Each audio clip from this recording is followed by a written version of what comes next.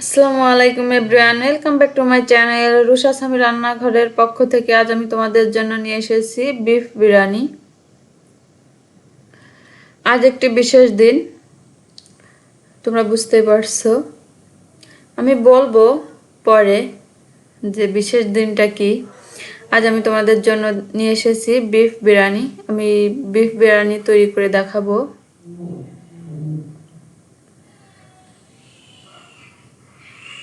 দেখো, দেখতে কত সুন্দর লাগছে। আজ আমি এই বিরিয়ানিটা তৈরি করে দেখাবো। একটি কড়াইতে আগে থেকে তেল গরম করে নিয়েছি। এখানে হাফ কাপ পেঁয়াজ আমি ছোট ছোট করে কেটে নিয়েছি, একটু ব্রেস্তা করে নিব।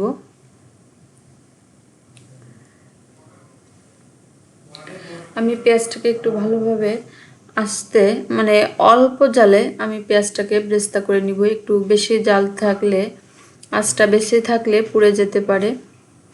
আমি পেঁয়াজের ব্রেস্তাগুলো এবার তুলে নিব। এখানে আমি 1.5 টেবিল স্পুন চিনি দিয়ে আমি পেঁয়াজগুলো একটু মিশিয়ে নিব। গরম পেঁয়াজটাই চিনি অ্যাড করব। এখানে আমি 2 টেবিল স্পুন গুঁড়া দুধ হাফ কাপ পানি দিয়ে একটু গুলিয়ে নিব।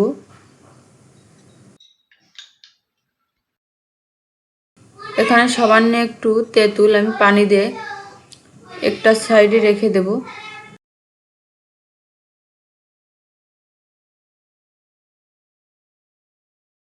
এখানে আমি একটি পাত্র নিয়ে 3 কাপ চাউল নিব। নিয়ে আমি পানি দিয়ে ভালোভাবে একটু ধুয়ে নিব।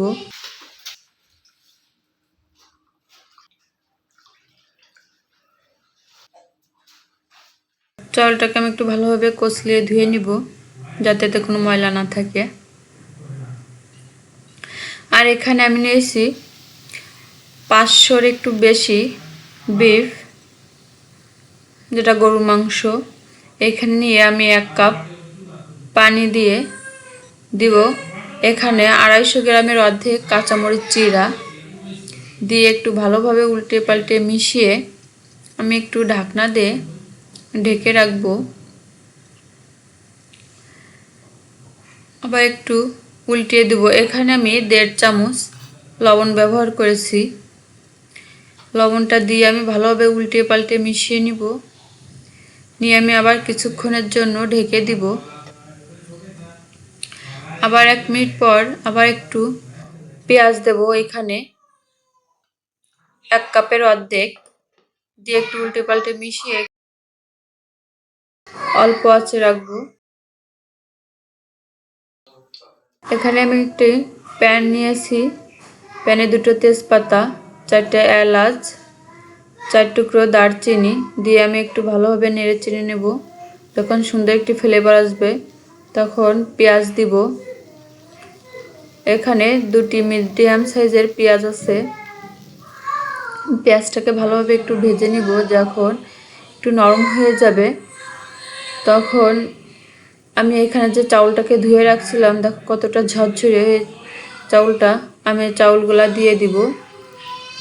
দিয়ে একটু এখানে ভালোভাবে ভেজে নিব। আর যে মাংসটা আমি রেখেছিলাম সেটাকে অল্প আঁচে অন্য একটি চুলায় রেখে দিব। মাংসটা আমি অল্প আঁচে 25 মিনিটের জন্য সেদ্ধ করে নিব, যাতে ভালোভাবে সেদ্ধ হয়ে যায়। আমি মাংসটাকে 80% সেদ্ধ করে নিব। চাউলটা যখন ভালোভাবে ভাজা হয়ে যাবে আমি একটু অনবরত নেড়ে দিব, যাতে তলা লেগে না যায়। আমি এখানে একটু তেল কম মনে হয়েছে, আমি আরেকটু তেল দিব। দিয়ে একটু ভালোভাবে নেড়ে চেড়ে নিব। আমি এখানে 3 কাপ চাউল নিয়েছি। এখানে আমি 6 কাপ পানি নিব। আমার 2 কাপ অলরেডি ব্যবহার করা হয়ে গেছে। আমি আরও 4 কাপ সাদা পানি দিব। এখানে আমি পানিটাকে আগে থেকে গরম করে রাখছিলাম। আর দিব 1 কাপ যে মাংস সেদ্ধ করেছিলাম ওইখান থেকে 1 কাপ পানি তুলে রাখবো, সেই পানিটাও অ্যাড করব আমি এখানে।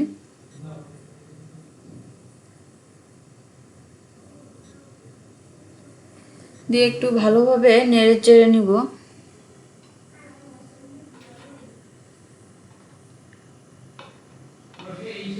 এখানে আমি ঢাকনা দিয়ে রাখবো, 1 মিনিট হাইতে রান্না করব। এখানে 4টা আলুর বুকরা আছে, আমি দিয়ে দিব, দিয়ে একটু মিশিয়ে নিব।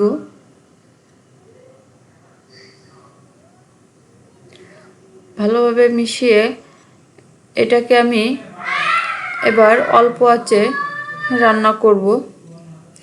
আমার এখানে পোলাওটা রান্না করতে সব মিলে মোটমাট 15 মিনিট লাগবে পোলাও রান্না করতে।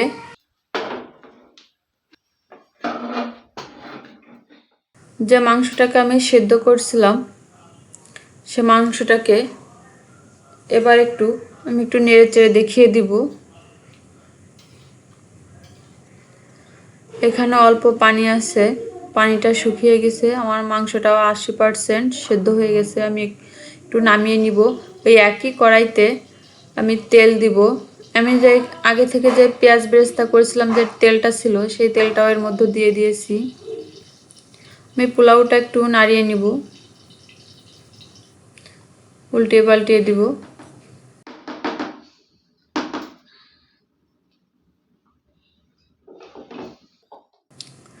ওই একই কড়াইতে এখানে আমি দেব 2 টেবিল স্পুন রসুনের পেস্ট, দেব 1 টেবিল স্পুন জিরা পেস্ট, 1 টেবিল স্পুন আদা পেস্ট দিয়ে আমি এইখানে 1 মিনিট কষিয়ে নিব। মাংসটাকে আমি পানি ঝরিয়ে একটু কষিয়ে নিব 2 মিনিট। 2 মিনিট কষানো হয়ে গেলে এখানে আমি দিব বিরিয়ানি মশলা। আমি এখানে রাঁধুনিটা ব্যবহার করছি, আমার কাছে মনে হয় এর ফ্লেভারটা বেশি ভালো লাগে, আমার অন্য কোনোটা অত একটা ভালো লাগে না, এর জন্য আমি সবসময় রাঁধুনিটাই ব্যবহার করি। এখানে যে পানি ঝরিয়ে রাখছিলাম মাংসের সেটা দিয়ে দিব, দিয়ে মাংসটাকে আমি এইখানে 2 মিনিট কষিয়ে নিব। আমি একটু উল্টিয়ে পাল্টিয়ে নাড়িয়ে নিব যাতে মশলাটা ভালোভাবে মাংসের মধ্যে যায়। আমি আগে থেকে বলছি এখানে 80% সেদ্ধ করে রাখছি, এর জন্য আমার বেশি একটা সময় লাগবে না। এখানে যে দুধটা আমি গুলিয়ে রাখছিলাম, গুঁড়া দুধ 1/2 কাপ, সেটা দিয়ে দিব, দিয়ে আর একটু ভালোভাবে মিশিয়ে নিব।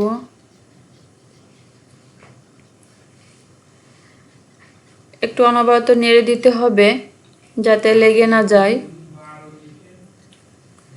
এখানে যে পেঁয়াজ বেরেস্তাটা আমি চিনি দিয়ে গুঁড়ি করে রাখছিলাম সেটা দিয়ে দিব, দিয়ে একটু ভালোভাবে মিশিয়ে নিব। আমার কাছে মনে হচ্ছে এখানে একটু তেল কম আছে, আমি আরও একটু তেল অ্যাড করব। তোমরা তাতে কিছু মনে করো না যে আমি বারবার তেল দিচ্ছি কেন। এখানে দেব তেঁতুল 1 কাপের অর্ধেক, দিয়ে আমি একটু ভালোভাবে মিশিয়ে নিব। আমি আর একটু ভালোভাবে নাড়িয়ে চাড়িয়ে মিশিয়ে নিব। দিব এখানে 1 কাপ দই। আমি এখানে টক মিষ্টিটা ব্যবহার করেছি, আমি এখানে কোনো টক দই ব্যবহার করিনি, তোমরা চাইলে টক দই ব্যবহার করতে পারো। আমি বিরিয়ানিতে টক দই ব্যবহার করি না, আমি টক মিষ্টিটাই ব্যবহার করি, আমার কাছে এটাই বেশি ভালো মনে হয়।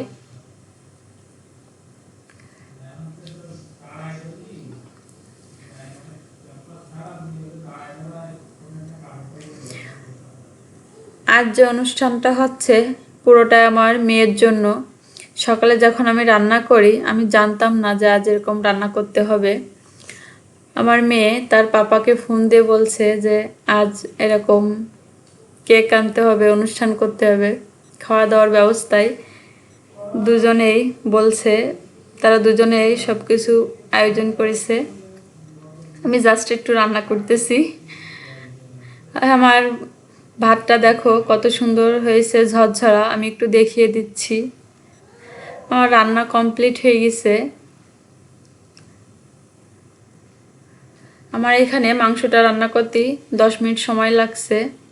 আমি একটি পাত্র নিয়ে ভাতটাকে অর্ধেক করে নিয়েছি। ভাতগুলা দিয়ে দিব, একটি পাত্রে ঢেলে দিব, অর্ধেকটা মাংস ঢেলে দিব। আমি এখানে অর্ধেক অর্ধেক করে ব্যবহার করতেছি। আমি ভাতটা ঠিকঠাক রান্না করেছি, মাংসটাও ঠিকঠাক রান্না করেছি করে যখন মাংসটা যখন তেল ফুটে যাবে আমি তখন নামিয়ে নিয়েছি। এবার আমি ভাতের মধ্য দিয়ে ভালোভাবে একটু নাড়িয়ে চাড়িয়ে মিশিয়ে নিব সুন্দরভাবে। আমার মেয়ে আমার জন্য এরকম একটি সারপ্রাইজ করছে, আমি বুঝতেই পারিনি। আমি খুবই খুশি, বলতে পারো খুবই এক্সাইটেড এর জন্য। যখন ভালোভাবে মিশানো হয়ে যাবে আমি বাকি ভাতগুলাও দিয়ে দিব, দিয়ে আমি বাকি মাংসটাও দিব।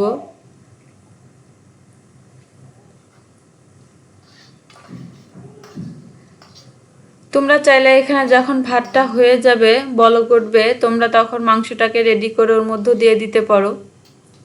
আমার ওটা ভালো লাগে না, তাই আমি ওইভাবে রান্না করি না, আমি এভাবেই রান্না করি। তোমরা চাইলে মাংসটাকে এভাবে রান্না করে যখন ভাতে বলক এসে যাবে তখন ওর মধ্যে অ্যাড করতে পারো।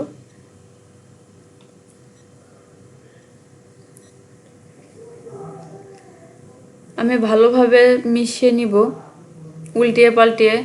দেখতে পারছো কোথাও বাকি নাই মিশতে। আরও একটা কথা বলি, আমার এটা খুবই প্রিয় একটি খাবার, পছন্দের খাবার বলতে পারো। এর জন্য আজ আমাকে এটাই রান্না করতে হলো। এখানে আমার মেয়ে একটি কেক আনতে বলছিল, কেক আনছে। আমি একটু কেকটাকে কেটে দেখাবো। আর ভাতটাকে আমি 5 মিনিট দমে রাখবো। আর এখানে একটি কেক আনছে, আমি কেকটাকে একটু কেটে দেখাবো।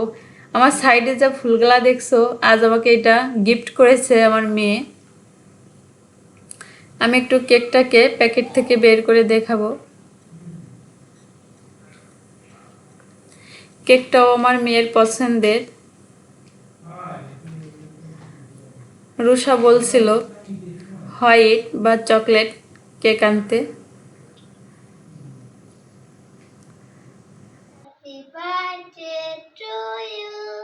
Happy birthday to you. Happy birthday to you.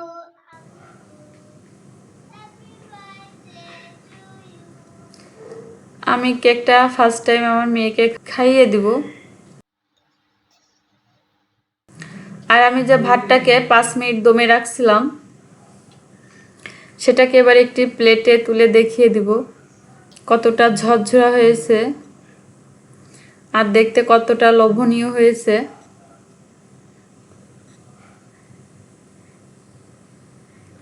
এরকম এক প্লেট বিরিয়ানি হলে আর তো কোনো কথাই নেই। দেখো আমি একটু ভালোভাবে দেখিয়ে দিচ্ছি কতটা সুন্দর হয়েছে। আজ আমি যে প্রথমে বলছিলাম যে আজ একটি বিশেষ দিন ছিল, দিনটা এই ছিল, আজ আমার বার্থডে ছিল। এত সময় আমাদের সাথে থাকার জন্য ধন্যবাদ। আল্লাহ হাফেজ।